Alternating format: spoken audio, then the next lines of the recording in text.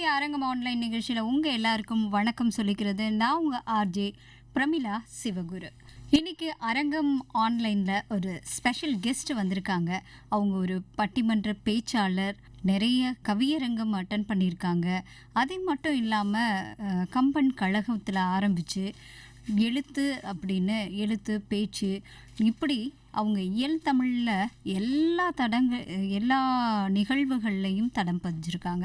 எத்தனையோ அரங்கங்களை பார்த்துருக்கக்கூடியவங்க இன்னைக்கு நம்மளோட அரங்கம் ஆன்லைன் நிகழ்ச்சியில் சிஆர் மஞ்சுளா, தமிழ் பேச்சாளர். நிறைய பட்டிமன்றங்களில் நீங்கள் அவங்களுடைய மேடை பேச்சுகளை கேட்டிருப்பீங்க, ரசிச்சிருப்பீங்க. இன்றைக்கி நம்ம அரங்கத்தில் அவங்க பேசுகிறதுக்காக, உங்கள் கூட பேசுகிறதுக்காக வந்திருக்காங்க. இன்றைக்கி நம்ம நிகழ்ச்சியை எப்படி ஆரம்பிக்கலாம் அப்படின்னா, தமிழோடு, தமிழ் பேச்சோடு, அவங்களோட கவியோடு ஆரம்பிக்கலாம் அப்படின்னு நான் நினைக்கிறேன்.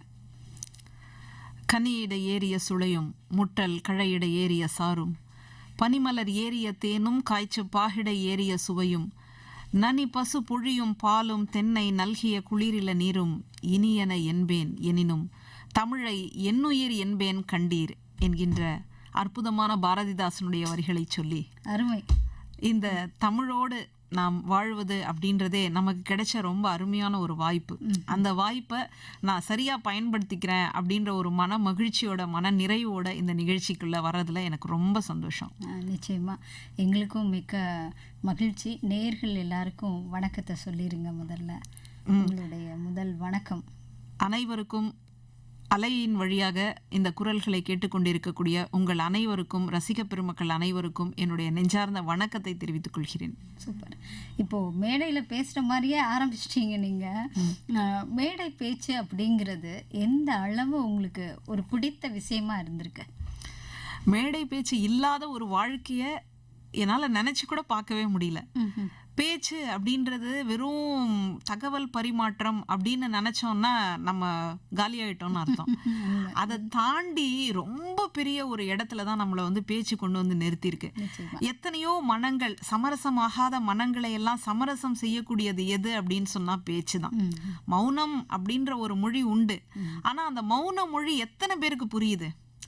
அப்போ பேச்சு தான் உங்களுக்கு அந்த இடத்துல வந்து முக்கியமா வந்து நிக்குது. அவ்வளவு ஏன் இன்னைக்கு அரசியலை நம்ம பிடிக்கிறோம், ஆட்சியை பிடிக்கிறோம் அப்படின்னு சொன்னா கூட அதுக்கு முக்கியமான காரணம் வந்து பேச்சு தான்.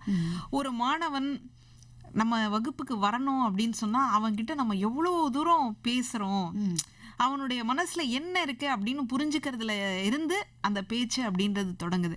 அதை நான் என்னுடைய ஒரு இலக்காக, என்னுடைய வாழ்வினுடைய ஒரு பொருளாக, அப்படி ஒரு பேச்சு உலகம் இல்லை அப்படின்னு சொன்னா நான்லாம் எங்க இருப்பேன், என்னெல்லாம் எங்க போய் தேடுவீங்க அப்படின்னு எனக்கு நினைச்சு பார்க்கவே முடியல. உண்மை உண்மை. அதாவது பேராசிரியர், பேச்சாளர், கட்டுரையாளர், கவியரங்கத்தை நீங்கள் பார்த்துருக்கீங்க. நிறைய அரங்கங்களில் பங்கேற்றிருக்கீங்க. எல்லாத்துக்கும் அடிப்படை பேச்சு. எழுத்தும் நீங்க தடம் பதிச்சிருக்கீங்க. இருந்தாலும் பேச்சுங்கிறது வந்து எளிதா வந்து மக்களை போய் சேர்ந்துரும். எளிமையா நம்ம மனசுல என்ன இருக்கு, நம்ம என்ன சொல்ல வர்றோம் அப்படிங்கிறத நம்மளால எதிர்த்தாப்புல இருக்கிறவங்களுக்கு கொண்டு போய் சேர்த்துற முடியும். அந்த பேச்சு வந்து, அதுவும் நம்மளுடைய தமிழ் மொழிங்கிறது தெய்வீகமான ஒரு மொழி.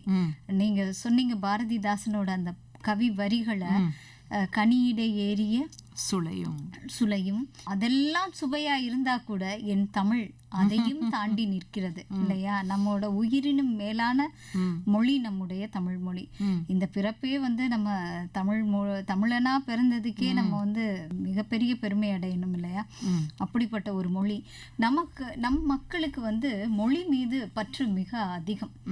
இதை நீங்க அன்னைக்கு இப்ப இந்த காலத்துல மாணவர்கள்கிட்ட எப்படி பாக்குறீங்க? எப்படி இருக்கு இப்போ வந்து கொஞ்சம் அவங்களுக்கு மொழி அப்படின்றது வந்து வெறும் கருத்து பரிமாற்றத்தோட போதும் அப்படின்னு நினைக்கிற ஒரு மனநிலை வந்து உருவாயிருக்கு. அதை தாண்டி நிறைய பேருக்கு இந்த மாதிரி மேடைகள்ல, நம்ம நிறைய மேடைகள், பட்டிமன்றங்கள் பார்க்கும்போது அவங்களுக்குள்ள ஒரு உந்துதல் இருந்துகிட்டே இருக்கு. அதனால இப்போ மேடையில பேசுறதுக்கான ஒரு பயிற்சி இருக்கா, நம்ம கல்லூரியிலலாம் நீங்க பண்ணுவீங்களா அப்படின்ற மாதிரியான ஒரு தேடுதலுக்குள்ள அவங்க இருக்கிறத இன்னைக்கு என்னால புரிஞ்சுக்க முடியுது. நம்முடைய தேச தந்தை காந்தியடிகளுக்கு கம்பராமாயணம் படிக்கணும்னு ஒரு ஆசை இருந்தது.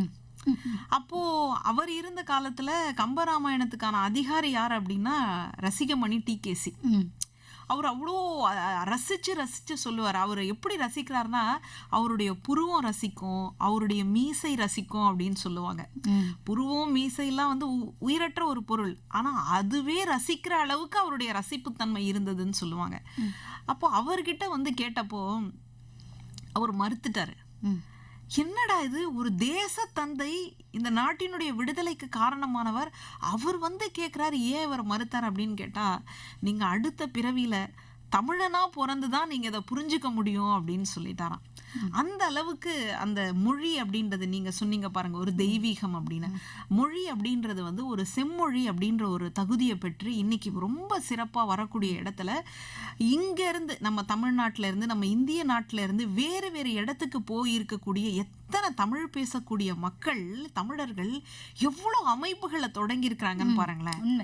அதை பார்க்கும் போதே நமக்கு அதை இன்னைக்கு இருக்கக்கூடிய மாணவர்களுக்கு, இளைஞர்களுக்கு தமிழ் மேல என்ன பற்று இருக்கு அப்படின்றத நம்மளால எளிமையா புரிஞ்சுக்க முடியும். அதனால இன்னைக்கு கூட மாணவர்கள்லாம் பார்த்தீங்கன்னா, அவங்களுக்கு சின்ன அதாவது 6வது 7வது படிக்கக்கூடிய பிள்ளைகளுக்கெல்லாம் தானே முன் வந்து இரவு நேரத்துல, மாலை நேரத்துல ஒரு டியூஷன் வகுப்பு நடத்துற மாதிரி வந்து சொல்லி கொடுக்குறாங்க. டேய், நாங்க தாண்டா விட்டுட்டோம், நீங்களாவது வாங்கடா, கவிதை எழுதுங்கடா, பேசுங்கடா அப்படின்னு சொல்றத வந்து நான் கண்கூடா பார்த்துக்கிட்டே இருக்கிறேன். அது ரொம்பவே வந்து பாராட்ட வேண்டிய ஒரு விஷயம். அதனால இந்த மொழியை வந்துட்டு நம்ம இன்னைக்கு விட்டுட்டோமோ அப்படின்னு பயப்பட வேண்டிய அவசியமே இல்லை. அது வந்து பயணிச்சுக்கிட்டே இருக்கு. ஏன் இதை நான் இவ்வளோ அழுத்தமா சொல்றேன்னா, எத்தனையோ மொழிகள், அரபு இருக்கு, இதெல்லாம் வந்து செம்மொழி அப்படின்ற ஒரு தகுதி பெற்றிருக்கு. மற்ற மொழிகள் வந்துட்டு அவங்க மொழியை பேசாதவங்கள பேய்கள்னு சொல்லியிருக்காங்க, அடிமைகள்னு சொல்லியிருக்காங்க, ஊமைகள்னு கூட சொல்லியிருக்காங்க.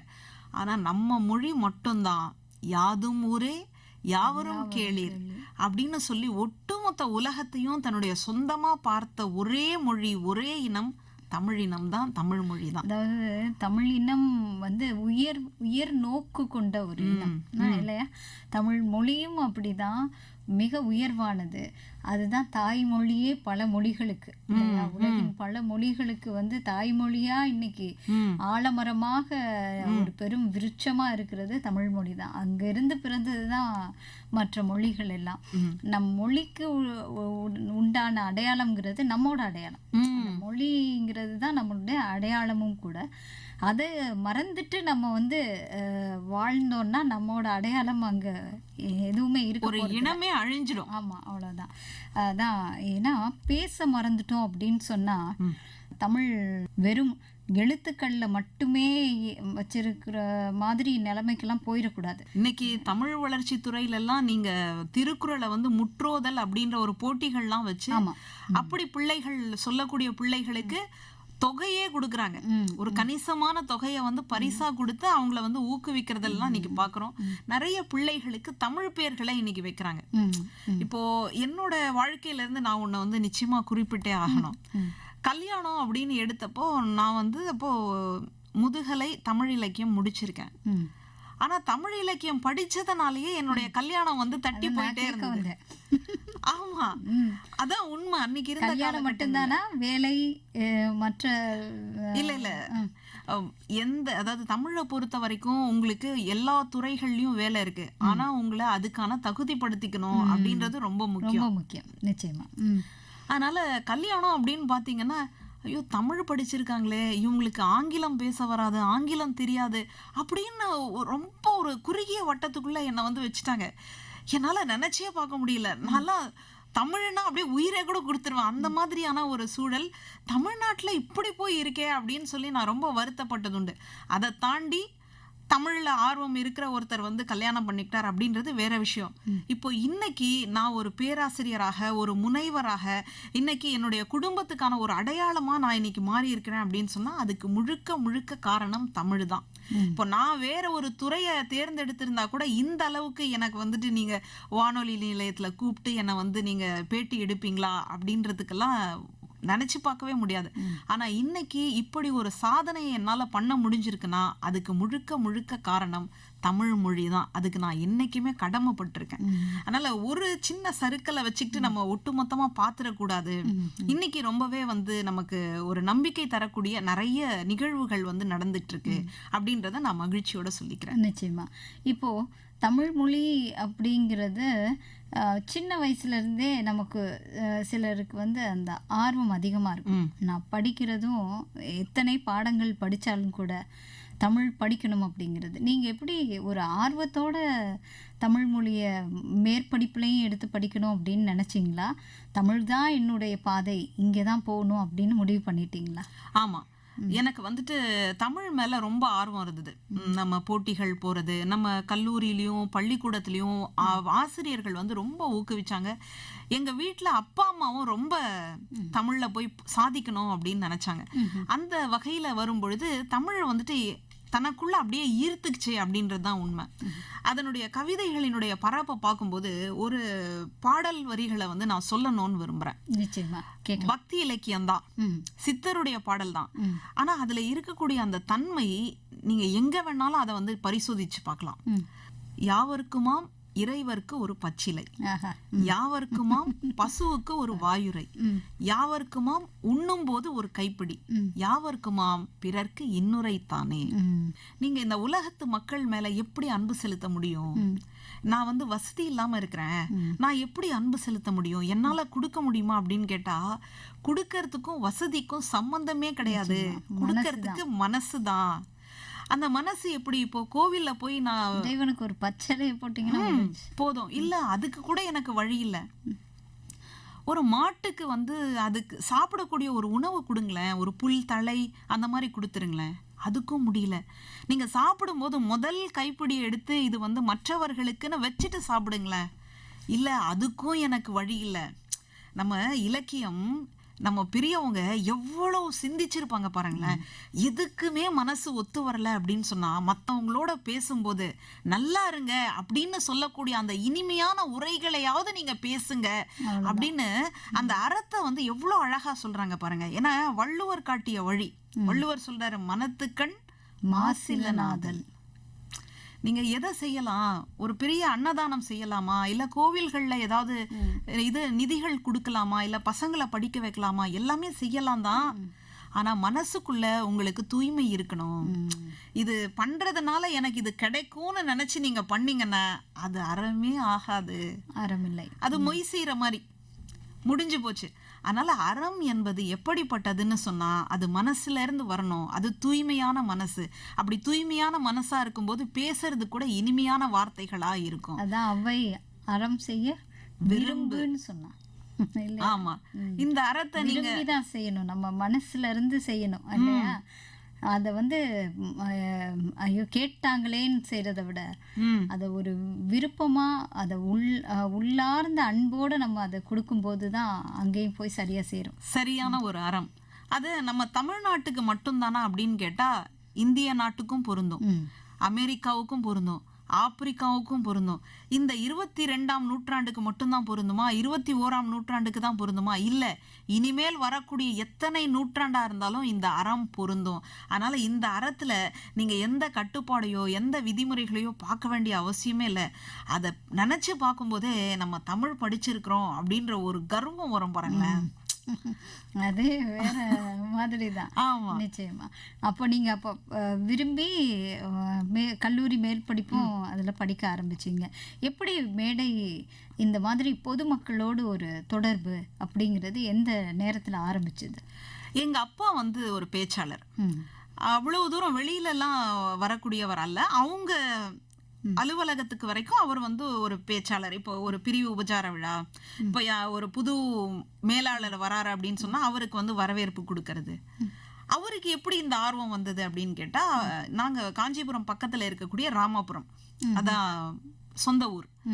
அங்க பேரறிஞர் அண்ணாவினுடைய பேச்சை அவர் கேட்டிருக்காரு. அடிக்கடி சொல்லிக்கிட்டே இருப்பாரு, மாதமோ சித்திரை மணியோ பத்தரை உங்களை தழுவதோ நித்திரை அப்படின்னு சொல்லி அந்த அடுக்கு மொழிய ஒரு தடவை கூட விடவே மாட்டாரு. உதாரணத்துக்கு சொல்றேனே, இப்போ வீட்டுல ஒரு பெரிய வேலையா இருக்கும், இவருக்கு அலுவலகம் அல்லது வேற எங்கேயோ போக வேண்டிய, வெளியில போக வேண்டிய வேலையா இருக்கும்.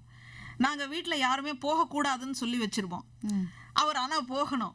அதை எப்படி எங்க கிட்ட கன்வே பண்ணுவார் அப்படின்னு கேட்டா, 1000 கைகள் மறைத்து நின்றாலும் ஆதவன் மறைவதில்லை, ஆணையிட்டே யார் தடுத்தாலும் அலைக்கடல் ஓய்வதில்லைன்னு சொல்லுவாரு.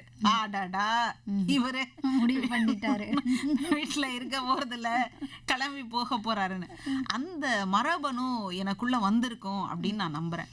அதனால அத வழியாதான் எனக்கு இந்த மொழியின் மேல ஒரு ஈடுபாடு. முதல்ல நம்ம பேச வரும் பொழுது நமக்கே தெரியாது. அப்போ அண்ணன், அப்புறம் எங்களுடைய மாமா, அம்மாவோட தம்பி, அவங்க எல்லாம் ரொம்ப எழுதியெல்லாம் கொடுத்து இப்படி பேசணும் அப்படி பேசணும் அப்படி தேர்வாகி, அதுக்கப்புறமா பாரதியாருடைய பாடல்களை மனப்பாடம் பண்ணி, பாரதிதாசன் பாடல்களை மனப்பாடம் பண்ணி அப்படிதான் அப்படியே மேல வரும் பொழுது, ஆமா இவ்வளோ தமிழ்ல இருக்கும் பொழுது அதை நம்ம மத்தவங்க கிட்ட சொல்லணும் அப்படின்னு சொன்னா அப்போ நம்ம மேடைக்குள்ள ஒரு ஆளுமையா வரணும் அப்படின்னு முடிவெடுத்தேன். அருமை அருமை அருமையா சொன்னீங்க இந்த பாயிண்ட்டை. அதாவது தமிழ்ல யாம் பெற்ற இன்பம் பெருக இவ்வையகம், அது தமிழுக்குள்ள எல்லாமே இருக்கு. அதை நம்ம படிச்சிட்டோம் அப்படின்னு சொன்னா நமக்கு அந்த ஆர்வம் வந்துரும் பாருங்க. நம்ம ஒரு 4 பக்கம் பெரட்ட ஆரம்பிச்சோம்னாலே இன்னும் இவ்வளவு இருக்கு யார்ட்டையாவது சொல்லணுமே, வீட்டுல அம்மாட்ட சொல்லுவோம் இல்லையா, பக்கத்துல யார்ட்டையாவது சொல்லுவோம். அப்படி சொல்ல ஆரம்பிக்கிறது நம்ம இடத்துல இருந்து ஆரம்பிப்போம். இதை ஓங்கி உரைக்கணும், எல்லாருக்கும் கேட்கணும் அப்படின்னு சொல்லி ஒரு அரங்கம் தேடி போயிருக்கீங்க. அப்படிதான் உங்களுடைய பயணம் ஆரம்பிச்சிருக்கு. அப்படி நம்ம தொடர போறோம். ஒரு அருமையான பாடல் ஒன்று வந்துட்டு இருக்கு, பாட்டை கேட்டுட்டு தொடரலாம். CR மஞ்சுளா பட்டிமன்ற பேச்சாளர், பேராசிரியர், கட்டுரையாளர், கவியரங்கங்கள் பல பார்த்தவங்க இன்னைக்கு நம்ம அரங்கத்தில் இருக்காங்க. மேடம், நீங்கள் சொல்லிட்டீங்க, இப்படிதான் மேடைக்கு நான் வர ஆரம்பித்தேன், என்னோட பேச்சை இருக்கக்கூடிய நல்ல விஷயங்களை வெளியில் சொல்லணுங்கிறது தான் என்னோட பேச்சோட அடிப்படையே அப்படின்னு. அப்படி நீங்கள் போகும்போது முதல் மேடை, அந்த முதல் பாராட்டு, இதெல்லாம் எப்படி இருந்துச்சு அந்த முதல் அனுபவம்? அது இன்னைக்கு வார்த்தையில சொல்லணும் அப்படின்னு சொன்னா அது ஒரு போதை. ஒரு புகழ் அப்படின்றத விரும்பாத மனம் இருக்காது. நிச்சயமா. குழந்தைங்க கூட அவங்க செய்யற வேலையை நம்ம தட்டி கொடுக்கணும், பாராட்டணும், கை தட்டணும். அப்படி நம்ம கவனிக்காம விட்டுட்டோம்னா அவங்க முகத்தை கொண்டு இப்படி நம்ம முகத்தை மேல காட்டிட்டு போவாங்க. அப்போ நம்ம அவங்கள பார்க்கணும்.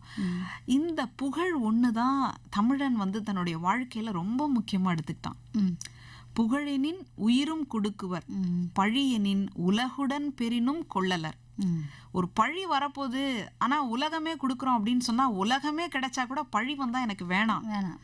ஆனா புகழ் அப்படின்னு சொன்னா அதுக்காக நான் உயிரையும் கொடுக்கறதுக்கு தயாரா இருக்கேன் அப்படின்னு சொல்லக்கூடியதுதான் தமிழனுடைய இனம். அதனால இந்த புகழை கேட்கும் போது பரவாயில்ல, நம்ம பிறந்ததுக்கு ஒன்று செஞ்சிருக்கோம் அப்படின்றது தோணுது. அப்போ நம்ம பிறந்ததுக்கு ஒன்று செய்யணும் அப்படின்னு சொன்னா வெறும் புகழ் அடையிறது மட்டும் நோக்கம் கிடையாது. நமக்கு புகழை கொடுத்த அந்த தமிழையும் நம்ம தூக்கி நிறுத்தணும். நான் தான் தூக்கி நிறுத்துறேன் அப்படின்றதே தப்பான வார்த்தை தான். ஆனா தமிழை என்னுடைய வாழ்க்கையோட கடைசி வரைக்கும் நான் கொண்டு போகணும் அப்படின்னு நான் முடிவெடுத்தேன். பாரதியாருடைய பாடல்களை பார்க்கும்போது இன்னுமே எனக்கு அது ரொம்ப அழுத்தமா இருந்தது. காக்கை குருவி எங்கள் சாதி, நீள் கடலும் மலையும் எங்கள் கூட்டம், நோக்கும் திசையெல்லாம் நாமன்றி வேறில்லை, நோக்க நோக்க களியாட்டம் அப்படின்னு சொல்லி சாதாரண ஓரறிவு உயிர்ல இருந்து 6 அறிவு உயிர் வரைக்கும் எல்லாமே என்னுடைய சொந்தங்கள், பந்தங்கள்னு பேசுவார் பாருங்க. ஆமா ஆமா. இதுக்கு முன்னாடி இருக்கக்கூடிய வரிதான், வாடிய பயிரை கண்ட போதெல்லாம் வாடினேனே. அப்போ உயிர்களை எப்படி தமிழன் நேசிச்சிருக்கான். அவனுடைய நேசிப்பு அப்படின்றது வார்த்தைகள்ல வடிச்சிட முடியுமா அப்படின்னு சொன்னா முடியாது. அவனுடைய வாழ்க்கையே அப்படிதான் இருந்திருக்கு. அதனால இந்த தமிழை நம்முடைய உயிர் மூச்சு வரைக்கும் நம்ம கொண்டு போகணும் அப்படின்ற ஒரு முடிவு அப்பதான் எடுத்தேன். எப்போ அப்படின்னா அந்த புகழ் நமக்கு கேட்கும்போது, நமக்கு பேராசிரியரா இருப்பாங்க, ரொம்ப பெரிய நபர்களா இருப்பாங்க. நம்ம பேசி முடிச்சதுக்கு அப்புறமா அவங்களுடைய அந்த கிரீடத்தை எல்லாம் விட்டுட்டு ஒரு குழந்தை போல பிரமாதமா பேசியிருக்கிறிய அப்படின்னு சொல்லும் போது நமக்குள்ள இருக்கக்கூடிய அந்த உத்வேகம் இருக்கு பாருங்களேன், அது ரொம்ப அழகான ஒரு மனநிலை. அப்போ அந்த மனநிலைய, நமக்கு கிடைச்ச அந்த மகிழ்ச்சியை நம்ம அடுத்த தலைமுறைக்கு கடத்தணும் அப்படின்றதுதான் இன்னைக்கு என்னுடைய ரொம்ப மிக முக்கியமான ஒரு செயல்பாடா நான் சொல்ல முடியும். அருமை. அந்த முதல் பாராட்டு யார்கிட்ட இருந்து கிடைச்சுன்னு உங்களுக்கு கொஞ்சம் ஞாபகம் இருக்கா? ஆமா, நல்லாவே ஞாபகம் இருக்கு. இலக்கிய சாரல்னு ஒரு அமைப்பு, அதனுடைய நிறுவனர் கவிமாமணி இளையவன் அப்படின்னு சொல்லி, அவர் இது வாயிலிருந்து வரக்கூடிய ஒரே மந்திரம் என்ன அப்படின்னா, பிள்ளைகள் ஒரு பேச்சு போட்டி, ஒரு கவிதை போட்டி அப்படின்னு பேசுறாங்கன்னா, அவர் வாயிலிருந்து வரக்கூடிய ஒரே மந்திரம் சபாஷ். அப்படி இருக்கும். கம்மன் கழகம் மேடையில இளைஞர்கள் மட்டும் பங்கெடுக்கக்கூடிய ஒரு விவாத அரங்கம் இருக்கும். சரி. அது எந்த இளைஞர்கள் அப்படின்னு கேட்டிங்கன்னா, அன்னைக்கு அந்த வருஷத்துல கம்மன் கழகத்துல பரிசு பெற்றவங்க மட்டும்தான். முதல் பரிசு அல்லது 2ஆம் பரிசு அப்படி வர்றவங்கள உட்கார வச்சு கம்பராமாயணத்துல இருக்கக்கூடிய ஒரு தலைப்புகள்ல விவாதிக்க வைப்பாங்க. ஆளுக்கு ஒரு தலைப்பு கொடுத்து. அப்போ அந்த மாதிரி தலைப்பு கொடுத்து விவாதிக்கும் போது நம்ம பேச்சு முடிச்சதுக்கு அப்புறமா யாராவது ஒருத்தர் அங்க இருக்கிறாங்க இல்லையா, அதுல யாராவது ஒருத்தர் நம்மள கேள்வி கேட்கலாம். நம்ம அந்த நேரத்துல அதுக்கெல்லாம் தயாராகவே இல்லை. ஆனா அந்த மாதிரி கேட்கும் போது நம்ம சரியான பதில் கொடுக்கணும். ஏன்னா அவ்வளோ நேயர்கள், அதாவது ரசிகர்கள் உட்கார்ந்து இருப்பாங்க. கம்பனை அணு அணுவா ரசிச்சவங்க. அந்த சூழல்ல கேள்வி வரும்போது ஒரு பதட்டம் இயல்பா இருக்கும். அப்போ நான் அதுக்கான பதில சொல்லிட்டேன். சொல்லி முடிச்ச உடனே அரங்கத்துல பட்ட பட்ட பட்ட பட்ட பட்ட பட்டன்னு ஒரு கைத்தட்டல் ஒலி. அது இன்னைக்கு கூட அப்படியே ஒலிக்குது காதுல. என்ன ஞாபகம் இருக்கா, இப்ப சொல்ல முடியுமா? அத அந்த வரி என்ன அப்படின்னா, அந்த பாடல் ஒரு மக்களாட்சியை கம்பர் விரும்பினார் அப்படின்றதுக்கு சான்றான ஒரு பாடல். வைரவான் பூணணி மடங்கள் மொயம்பினான், உயிரெல்லாம் தன்னுயிர் ஒக்க ஓம்பலால், செயிரிலா உலகினில் சென்று நின்று வாழ் உயிரெல்லாம் உறைவது ஓர் உடம்பும் ஆயினான். தசரதனை பத்தி சொல்றாரு. அவன் ஒரு சிங்கம் மாதிரி. ஆனா அவன் மனிதர்களை, மக்களை எப்படி நினைக்கிறான்னா, தன் உயிர் மாதிரியே நினைக்கிறான். அதனால அதுக்கு எது உதாரணமா சொல்ல முடியும் அப்படின்னு கேட்டா, அது வரைக்கும் அரசன் தான் உயிர், மக்கள் உடல்னு சொல்லிட்டு இருந்தாங்க. கம்பர் மாத்துறாரு. அப்படி இல்ல, மக்கள் தான் உயிர், அரசன் உடம்பு. இந்த சென்று வாழக்கூடிய உயிர்கள் இருக்கு, நின்று வாழக்கூடிய உயிர்கள் இருக்கு. இப்போ மரங்கள், செடிகள், கொடிகள்லாம் நின்னுக்கிட்டே இருக்கும், ஒரே இடம்தான். மனிதர், விலங்கு, பறவை இதெல்லாம் வேற ஒரு இடத்துல இருந்து இன்னொரு இடத்துக்கு போகும். இந்த உயிர்கள்லாம் தங்கக்கூடிய, வெறும் மனிதர்கள் மட்டும் சொல்லல, அத்தனை உயிர்களையும் தாங்கக்கூடிய ஒரு உடல் யாருன்னா அவன்தான் தசரதன் அப்படின்றது அந்த பாடலினுடைய விளக்கம். இது எப்படி மக்களாட்சி இல்லாத ஒரு காலகட்டத்துல கம்பர் பேச முடியும் அப்படின்னு கேள்வி. இப்ப நான் சொல்றேன், மக்களாட்சி இல்லாத ஒரு காலம்தான், கம்பனுடையது அரசாட்சி இருக்கக்கூடிய ஒரு காலம்தான். ஆனால் வருங்காலத்துல இப்படி ஒண்ணு நடக்கும் அப்படின்னு தீர்க்க தரிசனமாக அவன் யோசித்ததனுடைய விளைவுதான் இது. ஒரு மக்களாட்சியை அரசாட்சியிலே கனவு கண்ட மிகப்பெரிய கவிஞன் யாருன்னா கம்பன், கவி சக்கரவர்த்தின்னு சொன்னேன். அதை கேட்ட உடனே அவ்வளோ ஒரு கர ஒலி. முடிச்சிட்டு கீழே இறங்குறோம். கீழே இறங்கும் பொழுது, இப்போ நான் சொன்னேன் இல்லையா, அந்த இலக்கிய சாரல்ன்ற அமைப்பினுடைய நிறுவனர் அப்படியே முன்னாடி அந்த படிகள்ல இறங்குவோம், அந்த மேடையில இருந்து. அப்படி இறங்கும் பொழுது ஒரு பூங்கொத்தை கொடுத்து என்னுடைய கையை குலுக்கி வாழ்த்துக்கள் அப்படின்னு சொன்னதை இன்னைக்கு வரைக்கும் என்னால மறக்கவே முடியல. அந்த இன்னும் கூட அந்த காட்சி அப்படியே பசுமையா மனசுக்குள்ள அப்படியே ஓடிக்கிட்டே இருக்கு. சூப்பர், அருமையா சொன்னீங்க. அதாவது கம்பனை எப்படி சொல்றாரு பாரதின்னா, கம்பனை போல் வள்ளுவனை போல் கவியே இல்லைன்றார். கவி சக்கரவர்த்தி கம்பன். கம்பனை படித்தாலே நமக்கு ரசனை, கம்பனையே நம்ம ரசிக்கணும் இல்லையா? அவர் கம்ப ராமாயணத்தை அப்படி ரசிக்கிற மாதிரி, அதை விட சுவை மிகுதியா யாராலையும் கொடுத்துட முடியுமா அப்படின்னு எனக்கு தெரியல. அந்த அளவு கவி பாடுதல்ல கம்பனுக்கு நிகர் கம்பன் தான். அவ்வளவு அருமையா இருக்கும். எங்கேயாவது நீங்க கம்பனுடைய பாடல்ல அந்த கவிச்சுவையை நீங்க இன்னைக்கு உங்க மனசுலயே அப்படியே நிக்குது, ஒரு சில பாடல் படிச்சுட்டு எனக்கு இந்த பாட்டு அப்படி தொற்றுச்சிங்க அப்படின்னா ஏதாவது சொல்ல முடியுமா? நல்லா சொல்லுவேன். கம்பர் எங்கேயோ ஒரு மளிகை கடையில வேலை பார்த்திருப்பாரான்னு தெரியல. ஏன் சொல்றேன்னா, அவர் எல்லா இடத்துல இருந்திருக்காரு. ஒரு தராசு தட்டை தூக்கி நமக்கு நிறுத்தி காட்டுறாரு. தராசு தட்டை தூக்க வேண்டிய அவசியம் இவருக்கு என்ன இருக்கு? ஆனா அவர் தராசு தட்டை தூக்கி நிறுத்தி காட்டுறாரு. எங்க அப்படின்னா, கைகேயி தன்னுடைய மகன் பரதனுக்காக நாடாளணும் அப்படின்ற வரத்தை கேட்டுக்கிறான். இன்னொரு வரம் என்ன அப்படின்னா, ராமன் இந்த நாட்டுல இருக்கக்கூடாது, காட்டுக்கு போயிடணும். ஏன்னா மக்களினுடைய ஆதரவை பெற்றவன் ராமன். அப்ப ராமன் அதே நாட்டுல இருந்தான நாட்டுல குழப்பம் வந்துடும். அதனால ராமனை நைஸா நகர்த்திடுறா. அப்படி போனதுக்கு அப்புறமா தசரதன் இறந்துட்டான். அந்த நேரத்துல பரதன் அந்த இடத்துலயே இல்ல, ஸ்பாட்லயே இல்ல, அவன் தாத்தா வீட்டுல இருக்கிறான். அதுக்கப்புறம் இறந்ததுக்கு அப்புறமா பரதனையும் சத்ருக்னனையும் கைகேயினுடைய அப்பா வீட்டுல இருந்து அழைச்சிட்டு வராங்க. வந்ததுக்கு அப்புறமா தான் அவனுக்கு தெரியும் என்ன நடந்ததுன்னே. ரொம்ப தவிச்சு போயிடுறான். நீ எல்லாம் ஒரு தாயா?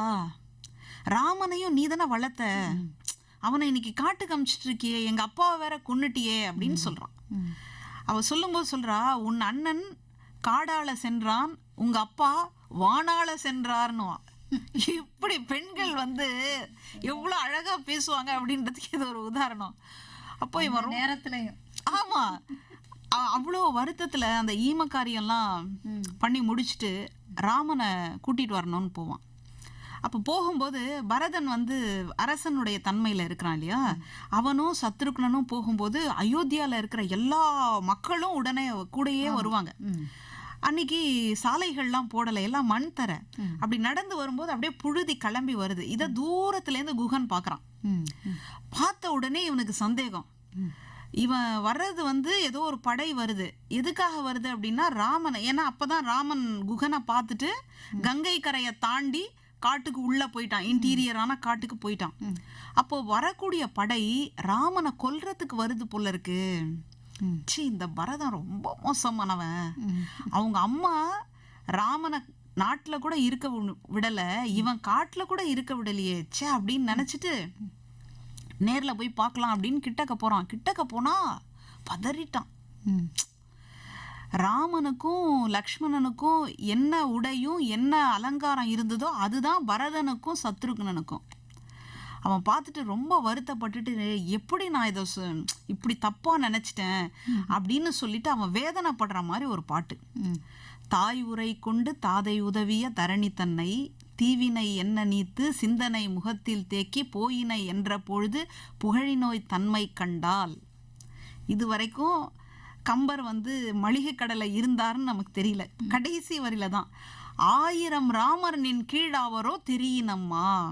அப்போ ஒரு தராசு தட்டை எடுத்து நிறுத்தி ஒரு பக்கம் ராமனையும் இன்னொரு பக்கம் பரதனையும் நிக்க வச்சு பார்த்துருக்காரு. பரதனுடைய தட்டு கீழ் நோக்கி இருக்கு, ராமனுடைய தட்டு மேல் நோக்கி இருக்கு. அப்படின்னா ராமன் வெயிட் இல்ல, ஒரு ஆளா இருக்காரு. ஒரு ஆளு 1000 ராமன் நிக்கிற மாதிரி பரதன் 1000 ராமனை நிக்க வச்சு பாக்குறாரு. நிக்க வச்சு பார்த்தாலும் ஒரு பரதனுக்கு ஈடாகல. ஏன்னா இந்த அரசாட்சியை அவங்க அம்மா வாங்கி கொடுத்தாங்க, அவங்க அப்பாவும் ஓகேன்னு சாங்ஷன் பண்ணிட்டாரு. அப்போ கூட அது வேண்டான்னு நினைச்சு உன்னை போய் நான் இப்படி தப்பா நினைச்சிட்டேனே, உன் பக்கத்துல ஒரு ராமனை நிக்க வச்சா கூட அந்த ராமன் தோத்துடுவானே, 1000 ராமனை நிக்க வச்சா கூட பரதா உன் ஒருத்தனுக்கு ஈடாகுமான்னு கேக்குறாரு. அருமை. இந்த பாசம் பாரதம் இல்லையா?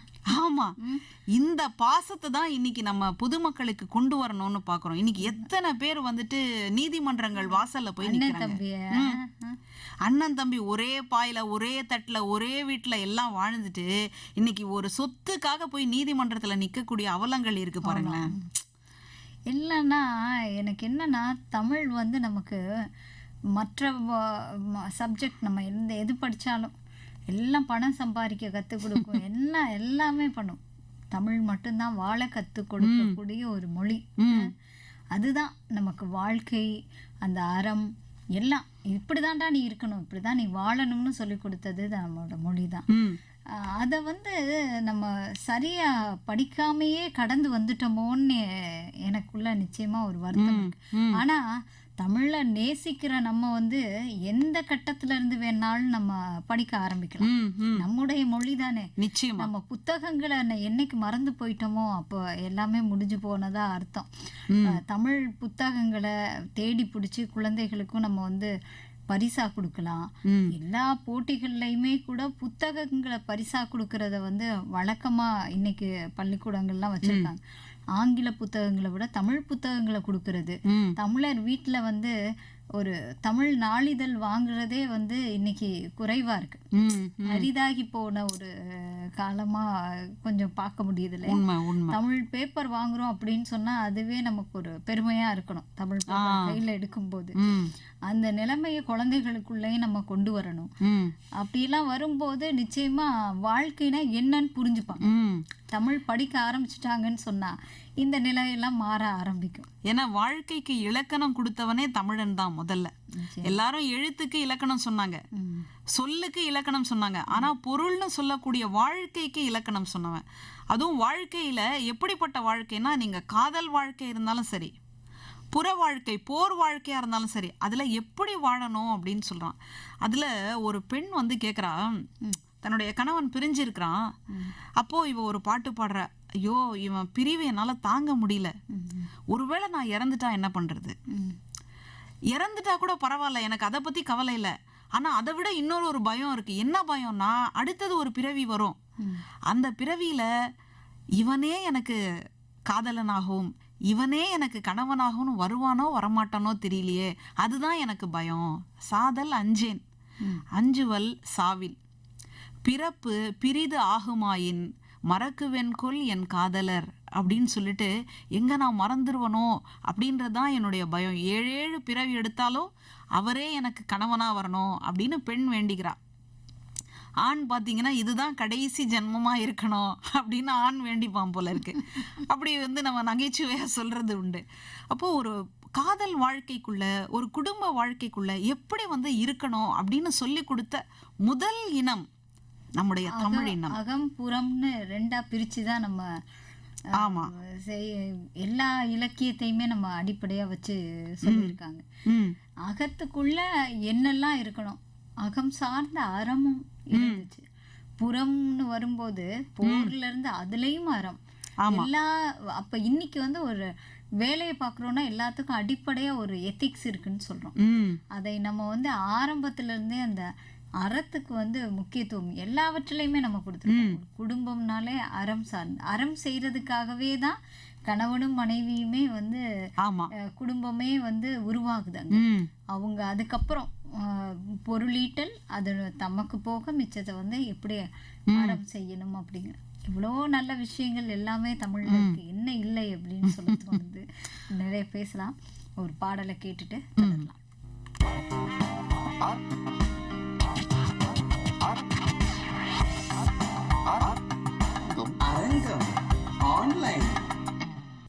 இன்னைக்கு அரங்கம் ஆன்லைன்ல நம்ம கூட அரங்கத்துல பேச்சாளர் பேராசிரியர் மஞ்சுளா அவர்கள் இணைந்திருக்காங்க.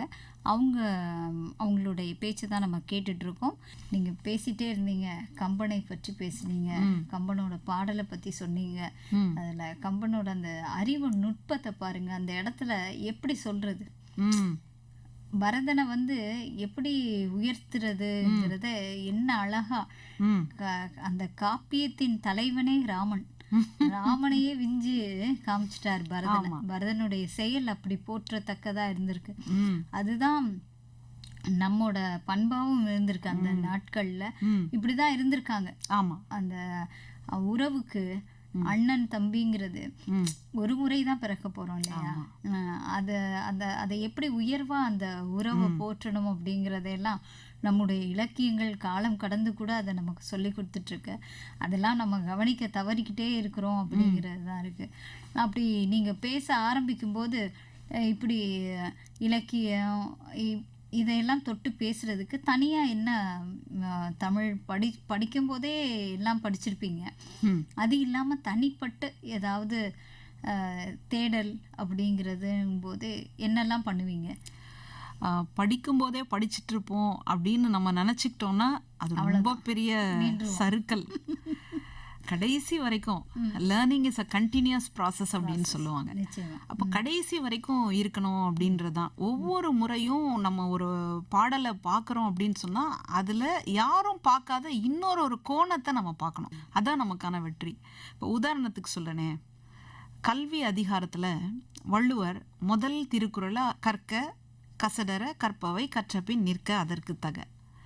இப்போ இந்த திருக்குறளை பார்க்கும்போது இந்த ஒரு திருக்குறள்ல எங்கேயுமே துணைக்காலை இருக்காது. நிறைய குறள்ல வந்து சில குறள்கள்ல அந்த மாதிரி துணைக்கால் இருக்காது. குறிப்பிட்டு இந்த கல்வி அதிகாரத்தினுடைய முதல் திருக்குறளை இதுக்குன்னே உட்கார்ந்து யோசிச்சு எழுதினாரான்னு தெரியல. துணைக்காலே இருக்காது. என்ன காரணம் அப்படின்னு கேட்டா, ஒருத்தனுக்கு படிப்பு இருந்ததுன்னா யாருடைய துணைக்காலம் நம்ப வேண்டிய அவசியம் இல்லை, சொந்த காலிலேயே நிக்கலாம் அப்படின்றதுக்காக தான் இந்த திருக்குறள்ல துணைக்காலே இல்லாம எழுதியிருப்பாருன்னு. அப்போ இந்த மாதிரி ஒரு புதிய செய்திகளை, புதிய நுட்பத்தை வந்து நம்ம தெரிஞ்சுக்கணும். அதை வெறும் வாசிப்பின் வழியாக மட்டும் நிகழ்த்திட முடியுமா அப்படின்னு கேட்டால் கொஞ்சம் சந்தேகம்தான். அப்போ நமக்கு முன்னாடி இருக்கிறாங்க இல்லையா, அவங்களுடைய அந்த ஜாம்பவான்களுடைய பேச்சையெல்லாம் நம்ம கேட்கணும். என்னைக்கு வந்து ஒரு குழந்தை மாதிரி நம்ம ரசிக்கிறோமோ நம்ம பேச்சு வெற்றி தான். இதுல என்ன இருக்கு, இதான் எனக்கு தெரியுமே அப்படின்னு நம்ம நினைச்சோம்னா முடிஞ்சு போச்சு. படிச்சது தானே. இப்ப கற்க கசடற குறள் எத்தனை முறை நம்ம படிச்சிருப்போம். என்ன கேட்டா அதுதான், அவ்வளவுதான் அர்த்தம் நமக்கு தெரியும், அதோட நின்றோம். அதை நம்ம வேற கோணத்துல பார்க்க நமக்கு என்று ஒரு தனி பார்வையை உருவாக்கிக்கணும். ஆமா, இப்போ நடிகர்களா இருந்தாலும் அவங்களுக்குன்னு ஒரு பார்வையை வந்து அதுல இருந்து கொண்டு வராங்க. அந்த மாதிரி நம்ம இந்த இலக்கியத்துக்குள்ள எப்படி இருக்கு அப்படின்றத வந்து யோசிக்கணும். ஒரு காதலை வந்து சொல்லக்கூடிய ஒரு முத்தொள்ளாயிரம் பாடல், முத்தொள்ளாயிரம்ல இருந்து இன்னும் 40 நூல்கள் வச்சுதான் தமிழ் மொழிக்கு செம்மொழி அப்படின்ற தகுதியை கொடுக்குறாங்க. தொல்காப்பியம், நம்ம 8 தொகை 10 பாட்டு, 14 கீழ்கணக்கு, இரட்டை காப்பியம், முத்தொள்ளாயிரம், இறையனார் களவியல், இதெல்லாம் வச்சுதான் 41 நூல்கள் அடிப்படையில தான் தமிழ் வந்து செம்மொழி. ரொம்ப பழமையானது, தொன்மையானது, அதுல வந்து பொதுமை கருத்துக்கள் இருக்கு, எந்த ஏற்றத்தாழ்வும் இல்லை அப்படின்னு சொல்றாங்க. இந்த முத்தொள்ளாயிரத்துக்கு என்ன சிறப்புனா, சேரன், சோழன், பாண்டியன் என்னைக்குமே ஒற்றுமையாக இருக்க மாட்டாங்க. அதான் அவங்களுடைய பியூட்டியே.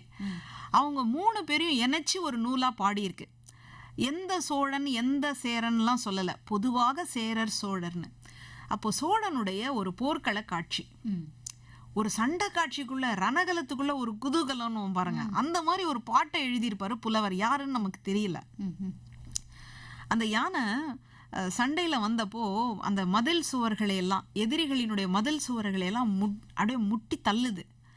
அப்புறம் இறந்த வீரர்கள் தலையில கிரீடம் போட்டிருந்தாங்க இல்லையா, அதெல்லாம் அப்படியே கால்பந்து மாதிரி ஆடிக்கிட்டு இருக்கு கால்ல.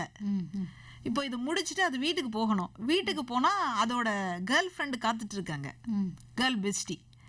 அதுக்கு முன்னாடி போகாம வெக்கப்பட்டு நின்னுடுச்சான். என்னடா ஒரு ஆண் யானைக்கு என்னடா வெக்கம், பெண் யானை கிட்ட போக வேண்டியதானே அப்படின்னு சொன்னா புலவர் சொல்றாரு, கொடிமதில் இற்ற கோடும் அரசர் முடியிடறி தேய்ந்த நகம்.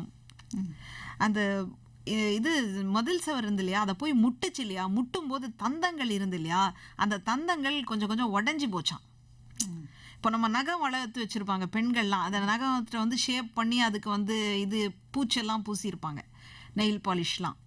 அந்த மாதிரி நல்லா இருக்கும் இல்லையா. இதுல வந்து இந்த தந்தம் உடஞ்சி போச்சு. அப்போ பர்சனாலிட்டியில ஒன்று குறையுதுடா. அடுத்தது இந்த கால்பந்து ஆடிட்டு இருந்து இல்லையா, ஃபுட்பால் மாதிரி அந்த கிரீடத்தை எல்லாம், அதனால அதனுடைய நகம் இருந்தது பாருங்க நல்லா வெள்ளையா, அதுல கீரலா விழுந்திருக்கு.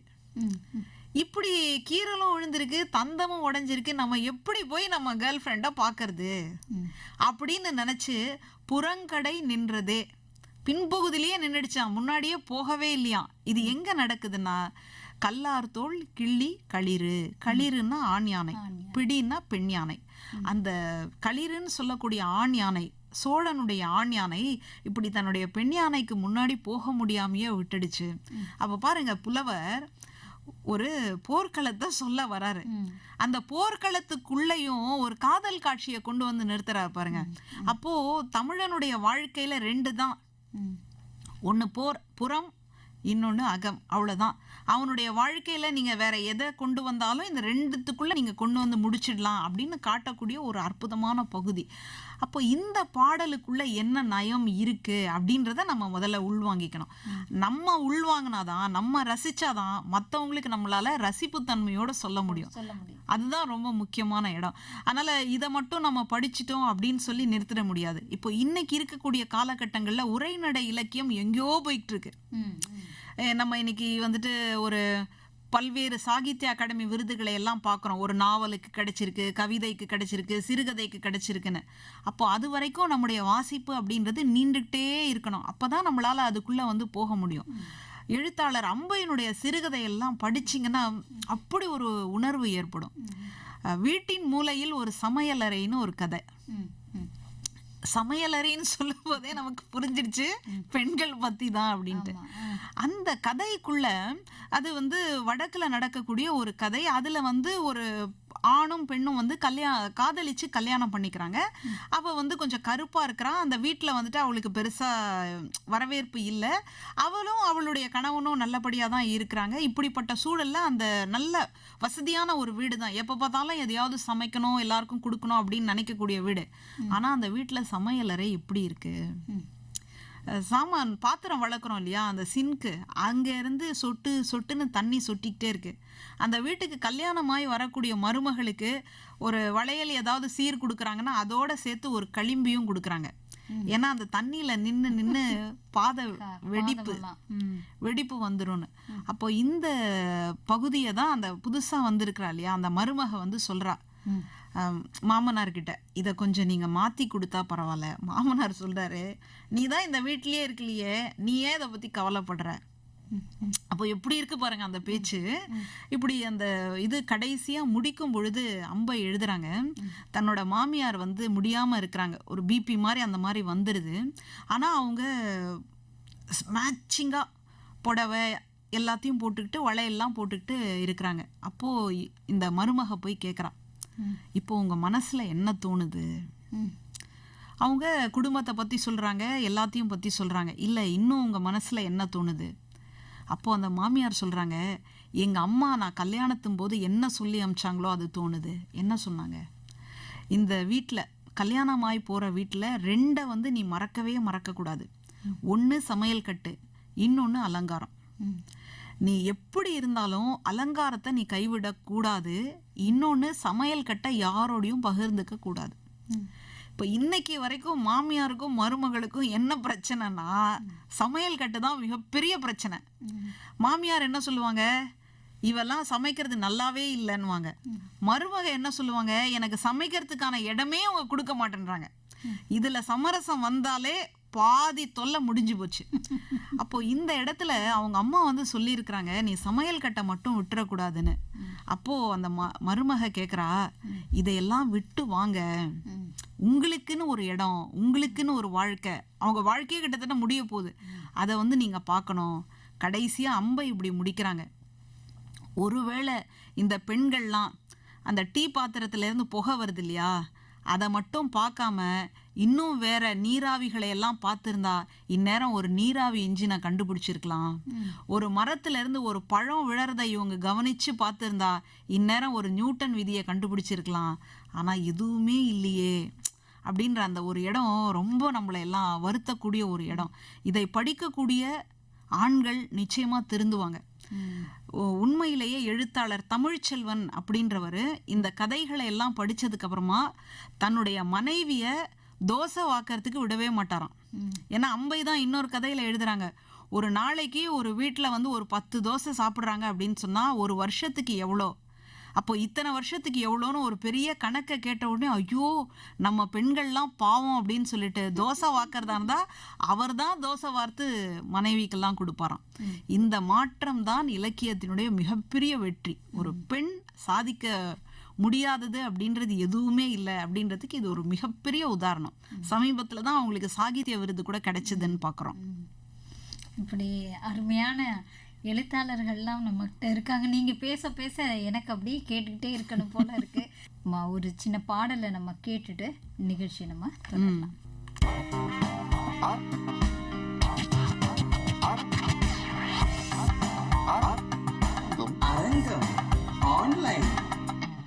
அரங்கம் ஆன்லைனில் இன்னைக்கு பேச்சாளர் பேராசிரியர் சிஆர் மஞ்சுளா நம்ம அரங்கம் ஆன்லைனில் இருக்காங்க. அவங்களுடைய தமிழ் பேச்சு கேட்டுட்ருக்கீங்க. அதோட அவங்களுடைய அனுபவங்களையும் நம்ம கேட்டுட்ருக்கோம். ரசிக்கிற மாதிரி நீங்கள் மேடையில் பல விஷயங்கள் நடந்திருக்கும் இல்லையா, இவ்வளோ நாள் நீங்கள் ஒவ்வொரு பல அரங்கங்களை பார்த்துருக்கீங்க, விவாத மேடைகள். இதிலெல்லாம் சில நேரங்களில் நீங்கள் யோசித்து இந்த இடத்துல நம்ம இதை கண்டிப்பாக சொல்லணும் அப்படின்னு ஏதாவது பேசியிருப்பீங்க. அந்த மாதிரியான நிகழ்வுகள் என்னென்ன நடந்தது? நம்ம ஒரு மேடைக்கு வரோம் அப்படின்னு சொன்னாலே அதுக்கு முன்னாடி நிறைய தயாரிப்புகள். ரொம்ப குறைவான நேரம் பேசணும் அப்படின்னு சொன்னா நமக்கு தயாரிப்புக்கான நேரம் வந்து ரொம்ப அதிகம். ஏன்னா அந்த குறிப்பிட்ட நேரத்துக்குள்ள சரியா கொண்டு போய் சேர்த்துடணும். ஏன்னா ஒரு பேச்சாற்றலை பொறுத்த வரைக்கும் அது நிகழ்த்து கலை. ஒரு தடவை நம்ம ப்ரூவ் பண்ணிட்டோம் அப்படின்னு சொன்னா அடுத்த தடவை விட்டுட்டோம் அப்படின்னா நம்ம காலி ஆயிடுவோம். ஒவ்வொரு தடவையும் அது நிகழ்த்து கலையா இருக்கிறதுனால ஒவ்வொரு மேடையிலையும் நம்ம வந்து வெற்றி பெற்றே ஆகணும். அப்போ என்ன செஞ்சா அந்த ஆடியன்ஸ் யாருன்னு நமக்கு தெரியாது. வந்திருக்கிறவங்க நம்ம ஒரு மைண்ட் செட்டில் வந்திருப்போம், ஒருவேளை அவங்களோட மைண்ட் செட் வேறையா கூட இருக்கலாம். அப்போ அவங்களுக்கு எப்படி நம்ம கொடுக்கணும் அப்படின்றத வந்து அந்த சமயோசித புத்தி அப்படின்னு சொல்கிறோம் இல்லையா, அதுலேருந்து தான் நம்ம அவங்களுக்கு வந்து பரிமாறுறோம். ஒரு உணவு வந்துட்டு நல்லா சமைச்சிட்டு பரிமாறுறதுல மிஸ் பண்ணிட்டோம் அப்படின்னு சொன்னால் சரியாக சாப்பிடாம போயிடுவாங்க. அப்படி இல்லாமல் அதை ரொம்ப சரியாக வந்து நம்ம கொடுக்கறது அப்படின்றது தான் பேச்சு கலையினுடைய ரொம்ப முக்கியமான ஒரு உயிர் நாடி. அந்த மாதிரி பேசும்போது நம்ம பல நேரங்களில் நிறைய பாடல்களை எல்லாம் எடுத்துகிட்டு வந்திருப்போம். ஆனால் அங்கே பார்த்தீங்க அப்படின்னு சொன்னால் அதற்கான மைண்ட் செட்டோட மக்கள் இல்லாமல் இருக்கலாம். அப்போது நம்ம அதை வந்து கொஞ்சம் கட் ஷார்ட் பண்ணிவிட்டு எப்படி ஜனரஞ்சகமாக பேசினா சரியாக வரும் அப்படின்றத வந்து ஒரு ஓவரால் ஒரு முன்னுரையாக கொடுத்துட்டு வருவோம். இப்போ உதாரணத்துக்கு சொல்கிறேனே, ராமாயணத்தை பற்றி சொல்லும்போது ஒரு 2 வரியில் சொல்லலாம் அப்படின்னு சொன்னால் என்ன பண்ணலாம் அப்படின்னு கேட்டால், ஒரு முத்தத்தை வரவழைக்க முடியாததால் ஒரு யுத்தத்தை வரவழைத்தவள். ராமாயணுடைய ஒரு சாரமே முடிஞ்சு போச்சு. என்ன கதை அப்படின்னு சொன்னால், சீதையை வந்து அபகரிச்சுட்டு போயிட்டான், தூக்கிட்டு போயிட்டான், அவனை வந்து முடிச்சிட்டான். அவன் அபகரிச்சுட்டு போகிறதுக்கு யார் காரணம் அப்படின்னு சொன்னால் சூர்பனக வந்து ராமன் கிட்ட தன்னுடைய காதலை சொன்னா ராமன் ஏத்துக்கல. அவன் கிட்ட இருந்து ஒரு முத்தம் கிடைச்சிருந்தா இந்நேரம் இந்த யுத்தமே வந்திருக்காது. இதைத்தான் மேத்தா வந்து ரொம்ப அழகா எழுதுறாரு. அப்போ இந்த மாதிரி 2 வரியில எப்படி சட்டுன்னு வந்து மக்களுடைய கவனத்தை ஈர்க்க முடியும் அப்படின்றத நம்ம முதல்லயே தெரிஞ்சு வச்சிருக்கணும். ஒரு வாட்டர் டேங்க் இருக்கும் பாருங்க, அது நிறைய நம்ம தண்ணியை வந்து நிரப்பி வச்சிருந்தோம் அப்படின்னு சொன்னா எந்த குழாயா திறந்தாலும் உங்களுக்கு தண்ணி வரும். அந்த மாதிரி ஒரு நிரப்புன குழா தொட்டியா நம்ம இருந்தாதான் அந்த இடத்துல நம்மளால போய் சாதிக்க முடியும். அதே மாதிரி சிலப்பதிகாரத்துக்கு பாத்தீங்கன்னா அங்கங்க ஒரே பேச்சு சத்தமா இருந்ததுன்னா ஒரு நிமிஷத்துல அவங்கள கொண்டு வரணும் அப்படின்னா, புகார்ல பிறந்தான், புகாரில் இறந்தான். பூம்புகார் அப்படின்ற ஊர்ல பிறந்தவன் கோவலன், அவன் மேல கள்வன் அப்படின்ற புகார் சொல்லப்பட்டு கொல்லப்பட்டான் அப்படின்ற அந்த கேட்சியான சில இது வந்துட்டு இன்னைக்கு ரொம்பவே தேவைப்படுது. அதனால்தான் வள்ளுவர் அன்னைக்கே எஸ்எம்எஸ் பண்ணிருப்பார் போல இருக்கு அந்த திருக்குறளை எல்லாம். பாத்தீங்கன்னா இன்னைக்கு பெரிய மெசேஜ் ஏதாவது வந்ததுன்னா உடனே ஃபார்வர்டு தான், அதை படிக்க கூட மாட்டாங்க. அதனால வள்ளுவர் வந்து அந்த காலத்திலேயே யோசிச்சுதான் இந்த 2K எப்படிரா இருக்கும் அப்படின்னு நினைச்சு 2 வரியிலேயே கொடுத்துருக்கிறாரு அப்படின்றத பாக்குறோம். அப்போ ஒரு கவனத்தை ஈர்க்கறதுக்கு வந்துட்டு எது சரியா இருக்கும் அப்படின்றத அந்த இடத்துல கூட போய் நம்ம வந்து தேர்வு செய்ய வேண்டியது அப்படின்றது ரொம்ப முக்கியம். அதனால நம்ம தயாரிப்போட தான் வரோம். அந்த தயாரிப்பை எப்படி பரிமாறுறோம், ஒரு இலையில வந்துட்டு பரிமாறக்கூடியது. அம்மா வந்துட்டு குழந்தைக்கு ஊட்டும் போது போதும் போதும் அப்படின்னு சொல்லும். ஐயோ கடைசி உருண்டுல தான் சத்தெல்லாம் இருக்கு அப்படின்னு சொல்லி ஊட்டுவாங்க. எல்லாத்துலயுமே சத்து இருக்குதான். ஆனா அந்த குழந்தைக்கு வந்துட்டு எப்படி சொல்றாங்க அப்படின்னா, இந்த கடைசி உருண்டையை விட்டுட்டு அப்படின்னு சொன்னா சத்தெல்லாம் போயிடும், அதனால இதுலதான் சத்தெல்லாம் அடங்கி இருக்கு அப்படின்னு சொல்லி ஊட்டுற மாதிரிதான் இந்த நிகழ்த்து கலை, அந்த பேச்சாற்றலை வந்து நம்ம கொடுக்குறோம். அந்த மாதிரி கொடுக்கும்போது நம்மளுடைய பேச்சுல வந்து அவங்க மயங்கினதுக்கு அப்புறமா அதை வந்து அவங்க கொண்டாடுவாங்க பாருங்களேன். நம்ம அப்படி கீழே இறங்கி வரும்போது எழுந்து நின்று இப்படி கையெடுத்து கும்பிடுவாங்க பாருங்களேன். அதுக்கெல்லாம் என்ன, ஆமா, அதுக்கெல்லாம் நீங்க என்ன கொடுக்க முடியும்? பாரதியாருக்கு அவர் கவிதை பாடிட்டு இருக்கும்போது அந்த கடல்ல இருக்கக்கூடிய மீனவ நண்பர்கள் ஒரு சங்கு எடுத்துட்டு வந்து, வலம்புரி சங்கு எடுத்துட்டு வந்து அவருக்கு கொடுத்தாங்களாம். இதை விட ஒரு உயர்ந்த விருது இருக்க முடியுமா அப்படின்னு பாரதியார் வந்து கொண்டாடினார். அந்த மாதிரி நம்ம இறங்கி வரும்போது அவங்கெல்லாம் எழுந்து நின்று நமக்கு கை தட்டுறது, எழுந்து நின்று கையெடுத்து கும்பிடுறது, அதெல்லாம் தமிழ் நமக்கு போட்டிருக்கக்கூடிய ஒரு பிச்சை. அதுதான். அதனால அந்த மேடை வாழ்க்கை அப்படின்றது ரொம்ப பெரிய ஒரு சகாப்தம். ஒருவேளை நான் நூல் எழுதினேன் அப்படின்னு சொன்னா மேடை சம்பந்தமா இது எல்லாமே வந்துட்டு அதுல எழுதணும் அப்படின்னு வச்சிருக்கேன். அதே மாதிரி இந்த மேடையில பேசும்போது நம்ம பேச்சை கேட்டு அடுத்ததுக்கு புக் பண்ணுவாங்க பாருங்களேன். அது அப்பதான் நம்ம கரெக்ட் அடுத்த கட்டத்துக்கு போறோம். என்ன ஆஸ்திரேலியால கூப்பிட்டாங்க, அமெரிக்கால கூப்பிட்டாங்க அப்படின்ற மாதிரி. அப்படி நம்ம பேசின உடனே இறங்கி வந்துட்டு நம்ம இந்த மாதிரி உங்களோட எண் கொடுங்க அப்படின்னு சொல்லிட்டு இந்த நிகழ்ச்சி வச்சிருக்கோம், அதனால நீங்க வரணும். அந்த மாதிரி எனக்கு கேட்டதுதான் டிகேஎஸ் அவர்களினுடைய அந்த நாடக குழுவுல ஒரு நிகழ்வுல, புத்தக நிகழ்வுல, வெளியீட்டு விழால நான் வந்து தொகுப்பாளரா அந்த இதை பணியை வந்து செஞ்சுட்டு இருக்கிறேன். அப்போ அதை பேசுறதை கேட்டு, அந்த உச்சரிப்பை கேட்டு, இவங்க வந்து நம்ம நாடகத்துல வந்து நடிச்சாங்கன்னா நல்லா இருக்கும் அப்படின்னு நினைச்சு, அதுக்கு முன்னாடி நான் நடிச்சதெல்லாம் இல்லை, மேடைகள்ல சொல்றேன். அந்த மாதிரி வந்து என்னை பார்த்துட்டு இவங்க நிச்சயமா நடிப்பாங்க அப்படின்னு என் மேல ஒரு நம்பிக்கையோட என்னை கூப்பிட்டாங்க பாருங்களேன். அது ஒரு கவிதை. நடிச்சிருக்கீங்க? ஆமா ஆமா.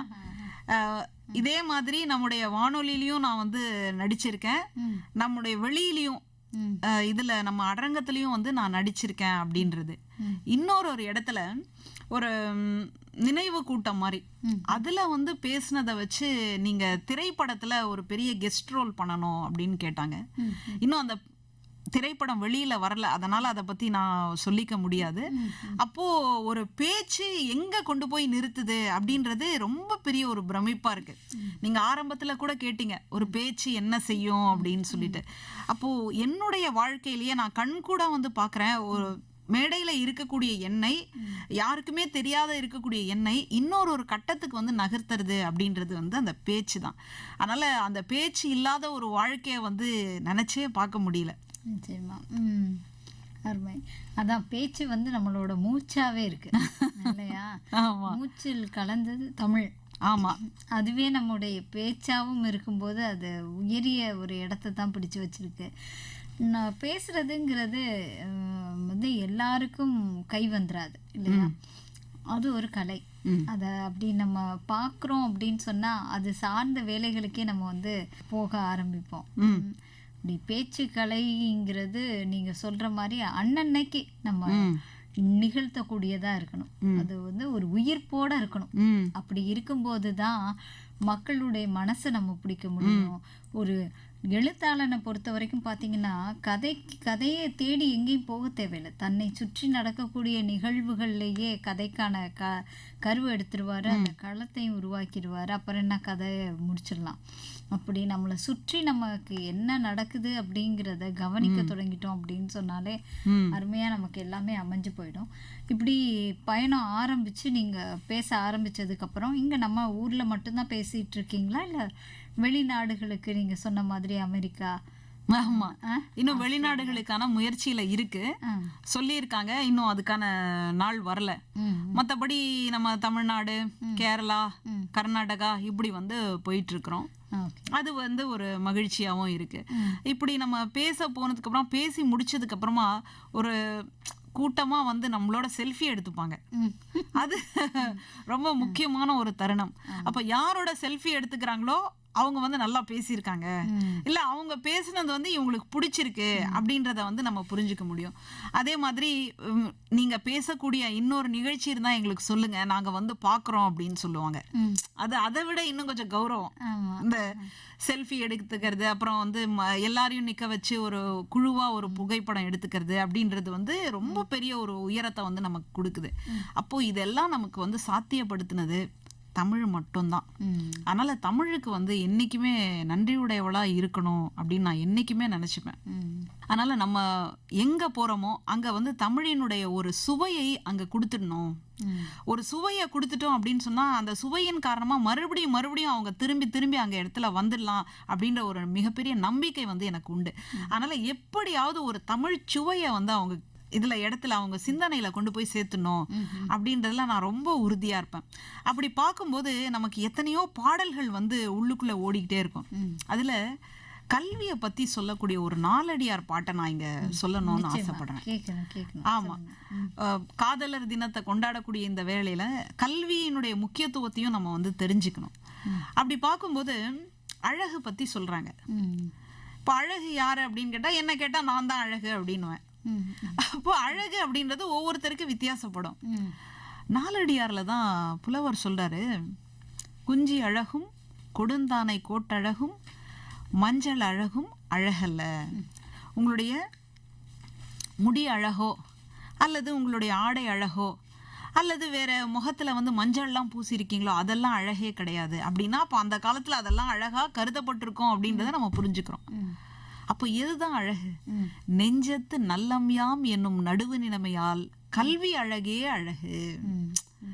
எது அழகு அப்படின்னு கேட்டா கல்வியால் வரக்கூடியதுதான் அழகு. அந்த கல்வி என்ன பண்ணுது? நம்முடைய மனசை வந்துட்டு விசாலப்படுத்துது. நம்ம மனசுல இருக்கக்கூடிய அழுக்குகளை எல்லாம் நீக்குது. அதனால்தான் புறத்துறுப்பு எல்லாம் எவன் செய்யும் யாக்கை அகத்துறுப்பு அன்பில் அவருக்கு. அன்பில்லாதவங்களுக்கு இந்த வெளி உறுப்புகளால என்ன பயன்? உள்ள இருக்கக்கூடிய இதயத்துல இருக்கக்கூடிய அன்பு இல்லாட்டி என்ன இருக்கு அப்படின்னு வள்ளுவர் கேட்குற மாதிரி அந்த அன்பை, அந்த நாகரிகத்தை, அந்த பண்பாட்டை கொடுக்கக்கூடியது கல்வி. அந்த கல்வி தான் இன்னொருத்தனுக்கான துன்பம் என்ன அப்படின்னு புரிய வைக்குது.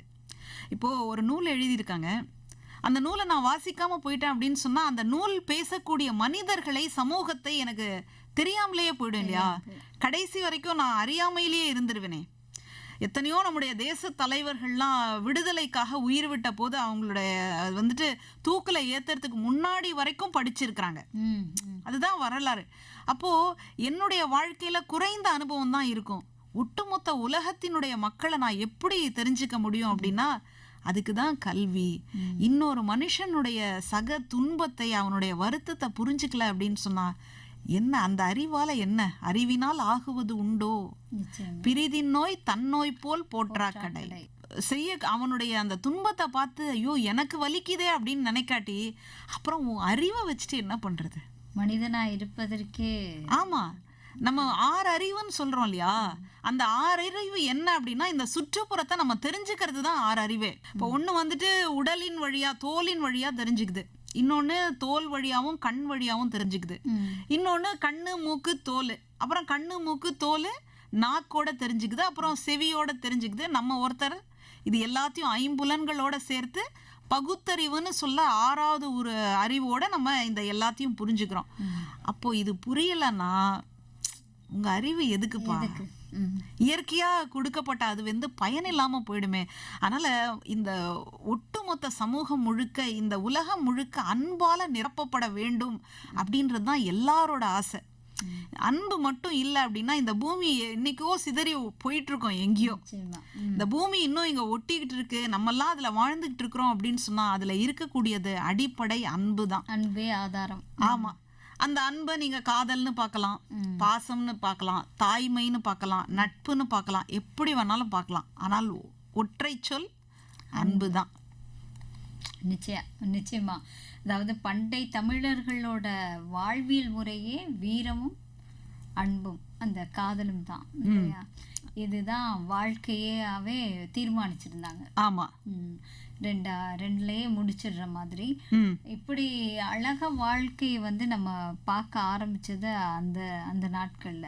இப்ப இன்னைக்கு நம்ம வந்து அதை பத்தியெல்லாம் நம்ம பேசி சிலாகிச்சு போறோம்னா அவ்வளவு விஷயங்கள் நம்மளுடைய இலக்கியங்கள்ல இருக்கு. இப்ப இலக்கியங்களை படிக்கணும் அப்படிங்கிறது மாணவர்களுக்கு நீங்க ஒரு பேராசிரியரா என்ன சொல்லுவீங்க? இலக்கியம் அப்படிங்கிறது முதல்ல எடுத்த உடனே புத்தகம் எடுத்து படிச்சிருங்க அப்படின்னு சொல்லிட மாட்டேன்.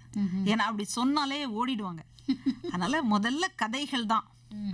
இதுக்கு இந்த கதை இருக்கு தெரியுமா, இதுக்கு அந்த கதை இருக்கு தெரியுமா, அதுலயும் கொஞ்சம் கற்பனை கலந்த மெய்மைகள்லாம் சொல்லும்போது அவங்க இப்படியெல்லாம் இருக்குமா அப்படின்னு யோசிக்க வருவாங்க.